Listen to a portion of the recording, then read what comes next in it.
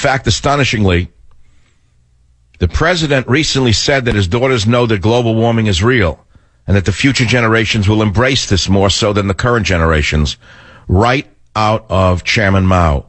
The only difference is that in Mao's time, they took 10 and 12-year-old children and turned them into killers. They called them the Red Guard, and they had them kill their own parents, their own teachers. Anyone from the old generation was tortured and killed. Now, if you think I'm inventing this, just do a quick search on Mao Zedong, and you'll say, well, what does that have to do with Barack Obama? He's a nice Christian man. Is he? Is he a nice Christian man? Is that why he's flooding America with illegal aliens? Is that why he's flooding America with African Muslims in particular? Is that why he doesn't follow the law? Is that why he gets away with virtually anything, because he's a nice Christian man? Well, there's only one man speaking to this issue, and that's Donald Trump. But I don't want to go into the debates right now. I want to stick to this issue of Mao Zedong in America. And you have to study who were China's Red Guards to understand what's going on in Missouri right now. And you will see that the Cultural Revolution in China, which took place between 1966 and 1976, is occurring right now under the Maoist in the White House, Barack Hussein Obama. I've written about this in the most important book of your generation, Government Zero, and I strongly advise that you go and pick up a copy in a bookstore or download a copy, wherever you can get one. Because if you think this is going to end in Missouri, I've got another guest coming for you.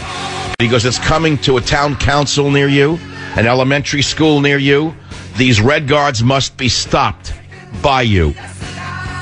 Join the Savage Nation. Call now, 855-400-SAVAGE, 855-400-7282. Savage. We recognize the shortness of the hour, and that's why we as a remnant want to be faithful in these days and do what it is that the Holy Spirit is speaking to each one of us to be faithful in the kingdom and to help bring in as many as we can, even among the Jews, share Jesus Christ with everyone that we possibly can, because again, he's coming soon. That's Michelle Bachmann, who was espousing the same conversion message as ISIS without the sword. Without the knife. But she's no different. Isn't she saying convert? She didn't say convert or die like they do, but is she not on the same road as ISIS? You're not offended by this? How do you feel about a thing like this? We're also talking about the so-called political correctness, which is running amok in America today. And it's not political correctness. Stop using the word political correctness. Don't use the word PC. That tends to minimize these dangerous, evil people. It is not PC. It's not cute. These are America's Red Guards, and they're being, as far as I can tell, this is coming out of the White House. One day we'll probably know the truth. One day we'll find out that there's an entire office somewhere running these protests around America. Now, we're going to talk about these topics because they're so important to what's going on now under the Ayatollah in the White House. But I think the Bachmann comment is one that is worthy of discussion as well. And that is to say Jews should be converted to Christianity. At a time like this is what Bachmann comes up with? What do you feel about that? Do you feel that she certainly has freedom of speech, but how do you feel about a person who, I think she's still in Congress, saying a thing like that? WABC, Oscar, how do you feel about Bachmann saying that we need to bring Jews into the message of Jesus Christ? I'm actually really annoyed and actually really upset that a congresswoman going on our dime is going to overseas to the Jerusalem and essentially just saying, hey, you know what?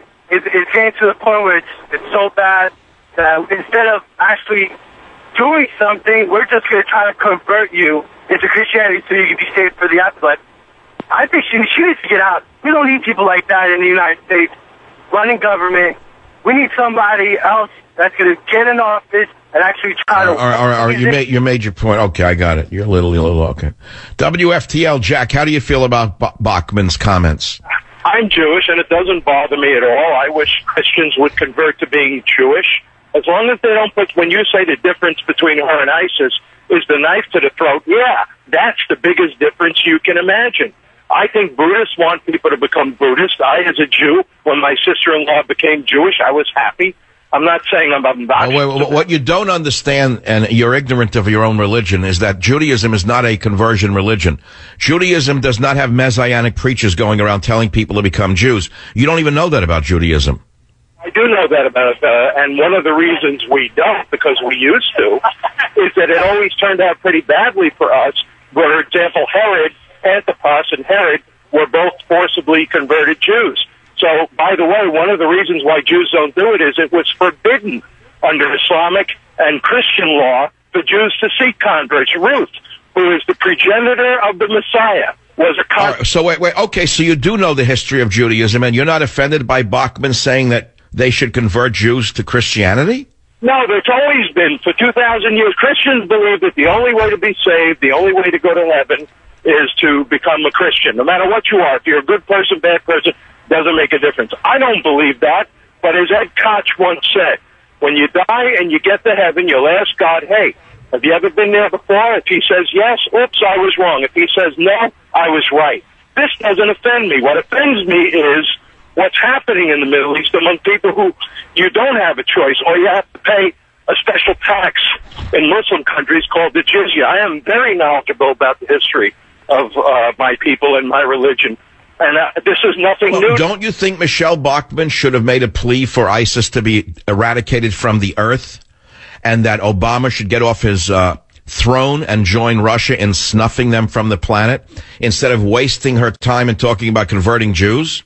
I agree. I don't think it was... look, I've never thought that Michelle Bachmann was particularly intelligent, but this is nothing new. The difference today is in America, nobody forces you to become another religion. In Europe in the past, it was convert or die. If you look at the Spanish conquest of the New World... It's going on right now in Europe, by the way.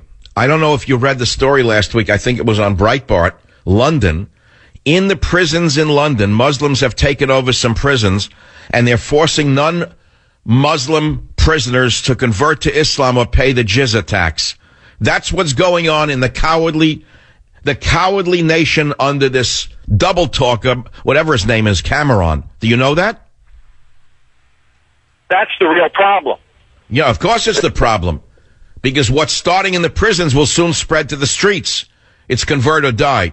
All right, Jack, you're a very knowledgeable guy, and I'm not giving you the litmus test of what your politics are, but I think your answer was so intelligent that I have to give you a Thanksgiving gift, only if you can name the book. Oh, Government Zero. And you haven't bought it yet? No.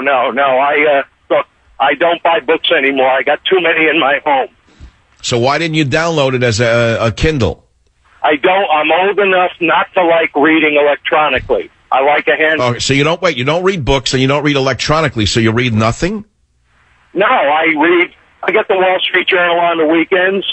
I got a doctorate kind of like you do. I read a lot, and I got a little burned out from it after the years, but I still go to the library and take... So you don't read. It's interesting. So you don't read. Well, that's very interesting. Maybe I'll stop writing. Maybe no one's reading anymore. All right, Jack. In any case, I'll send you a book that will have nothing between the covers. I'm going to see if I can get a special copy of Government Zero without any words in it for you. In fact, I think you can convert it to a thing that you cut open and put money in it.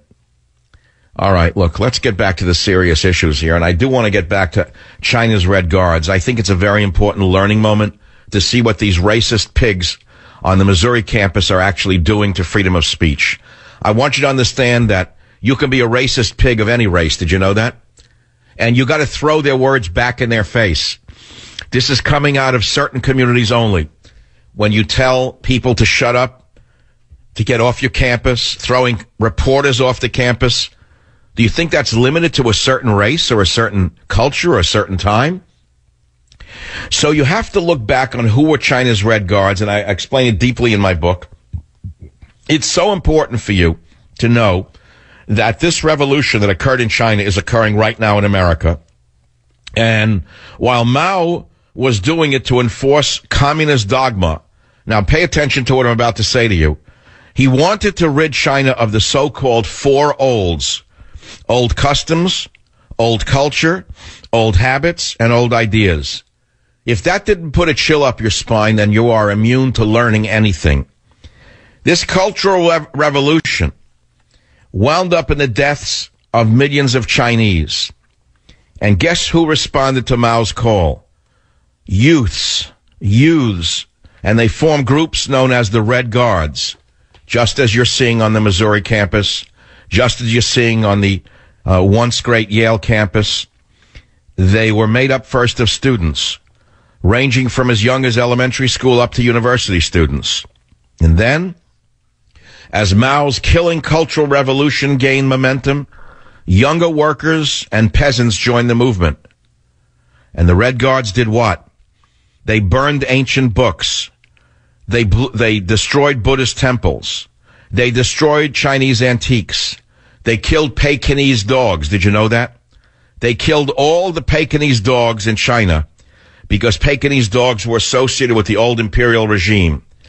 And so very few of these dogs survived past the Cultural Revolution. They were killed by the Red Guards.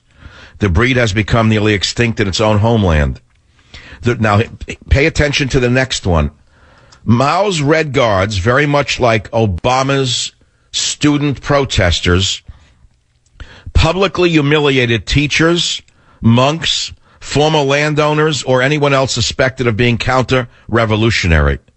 You see this going on in the LA Times or the San Francisco Chronicle, where they're outing people who use too much water. You're seeing it with the goon squads on the campuses demanding that college presidents publicly apologize with handwritten notes. You don't understand history. I do. I'm paid to understand it. You're paid to walk around and enjoy yourself. I'm paid to suffer for your sins of ignorance. They humiliated anyone who disagreed with them. They humiliated publicly someone they called anyone who was a rightist, was paraded through the streets of their town with mocking placards hung around their necks. And in time, the public shaming became violent. People were beaten to death in the streets. Many Chinese committed suicide as a result of their ordeal. Do you understand what this social turmoil was? Do you know what it did to the intellectual and social life of China? Do you know what the vermin on the campuses are doing to the intellectual and social life of the United States of America? I hope you understand that what happened in China is happening now in America in baby form, and it's being orchestrated by Chairman Obama. Yes, you may think that it's about racism, but it has nothing to do with racism. It's about the left-wing agenda. They are messianic in their zeal. They are no different than ISIS in their desire to control dialogue. The only thing separating them from ISIS is a gun or a sword. You want to talk about that?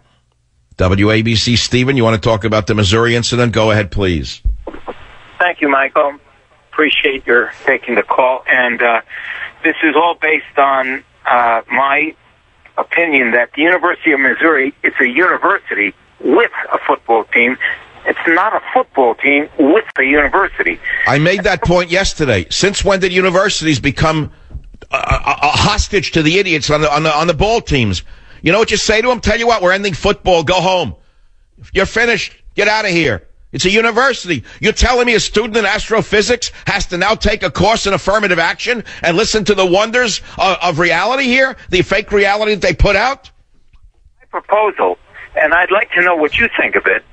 Here's a proposal. Get rid of the sports on colleges. And don't take the dummies in. That's all. Let the dummies go somewhere else. A proposal I would like you to listen to. Can I read this to you? Go ahead. Thank you so much, sir.